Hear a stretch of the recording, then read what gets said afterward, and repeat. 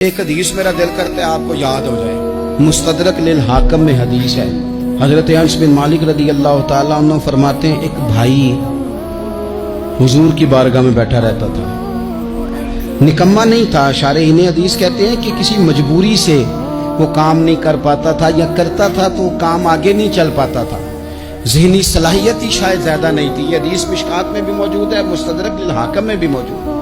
حضرت انس بن مالک رضی اللہ تعالیٰ عنہ فرماتے ہیں وہ حضور کی بارگاہ ناز میں بیٹھا رہتا تھا.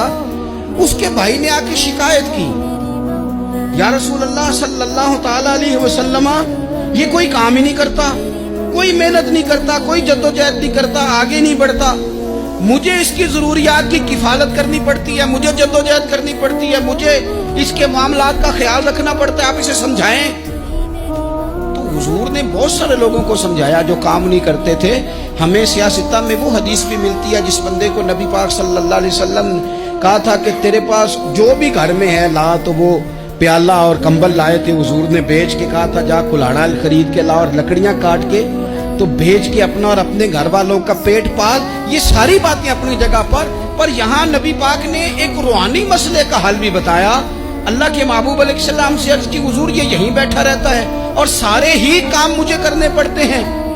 حضور نے نظر مبارک اٹھا کے بھائی کی جانب دیکھا جو بھائی کا شکوہ کر رہا تھا, تو کریم محبوب فرمانے لگے ہو سکتا ہے یہ جملے میرے محبوب کے, ان کو کہیں لکھنا, ان کی مٹھاس دیکھو, ان کا حسن دیکھو, اور بھائیوں کی محبت کے بیچ جو رسول پاک پیوند لگا رہے ہیں اور جوڑ رہے ہیں, اور جس انداز میں بھائی کو بھائی سے ملا رہے ہیں, اس لہجے کے حسن کی مٹھاس کو بھی ذرا چکھ کے دیکھو. حضور فرمانے لگے ہو سکتا ہے رب تمہیں جو رزق دے رہا ہے وہ اسی بھائی کی وجہ سے دے رہا ہے. بھائی بھائیاں دے ویری ہوندے تے بھائی ہی بھائیاں دیاں باواں. او بھائی ہو سکتا ہے اس کی وجہ سے تجھے مل رہا ہو, اس کی وجہ سے. وہ دروازے نہ بند کریں جن دروازوں کی برکت سے روزی آتی ہے.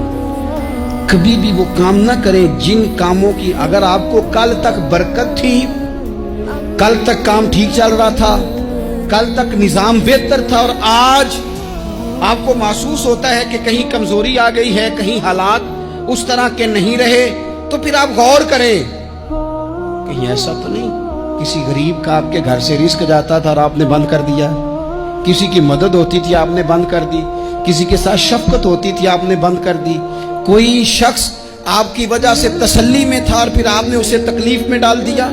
اللہ کے محبوب نے فرمایا تمہارے کمزوروں کی وجہ سے تمہیں رزق دیا جاتا ہے, تمہارے ضعیفوں کی وجہ سے تمہیں رزق دیا جاتا ہے. تم نے تو ایک بندہ یہ کہہ کے نکال دیا کہ جا تیری تنخواہ میں نہیں دے سکتا, لیکن کیا پتا کہ اس کی تنخواہ کی وجہ سے ہی باقی سارا کچھ بھی آتا ہو, کیا پتا کہ اسی کے سبب سے اللہ انعام فرماتا ہو.